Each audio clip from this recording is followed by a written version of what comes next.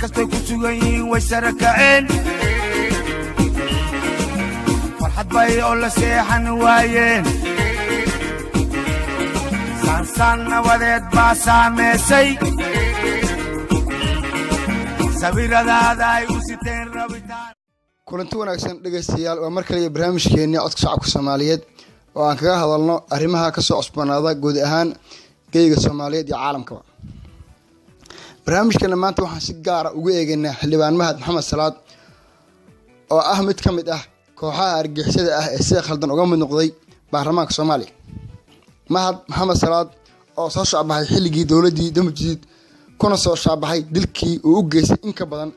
1 milyan oo isugu jira shacab Soomaaliyeed oo ah oo waxba galabsan iyo siyaasiyiin xildhibaano iyo mas'uuliyiin kale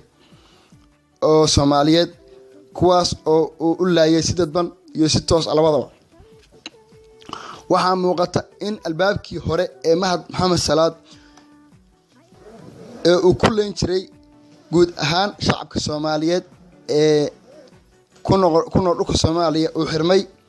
8 bishii February 2007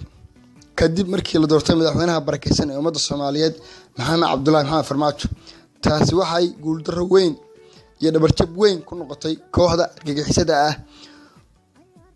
ee tirada yar ee u mataliyay baarlamaanka Soomaaliya ee kooxaha argagixisada ah ee madaxda ka ahaa Mahad Maxamed Salaad isagoo ahaa ninkii mas'uulka ka ahaa guud ahaan qaraxyadii falalkii lagu xasuuqiyay jiray ummadda Soomaaliyeed maadaama uu soo xirmay albaabkii hore ee ahaa dilka qaraxyada waxaa muuqata in kooxda argagixisada ah ee siyaasadda u matalaysa kooxaha argagixisada ee ku jira baarlamaanka ee madaxda ka yahay Mahad Maxamed Salaad inay hadda ka wadaan guud ahaan geeyiga Soomaaliyeed qorshe cusub oo ah in la kiciyo shacabka Soomaaliyeed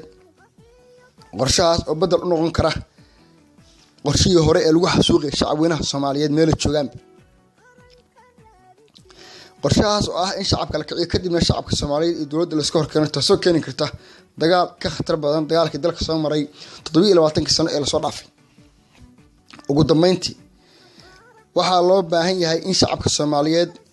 ay kala doortaan laba arrimood midkood arrinta koowaad oo ah inay yeelaan oo amiirta ka soo baxaysa kooxaha argagixisada ah ee wax magaratada ah ee qorshahoodu yahay inay daadiyaan dhig shacabka Soomaaliyeed qorshahaas ugu dambeyntii ku dambeynaya mugdi qarax iyo ismiidaamin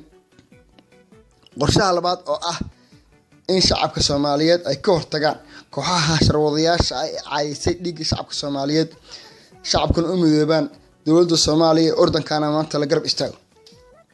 waa mahadsantiin dhammaan shacabweynaha Soomaaliyeed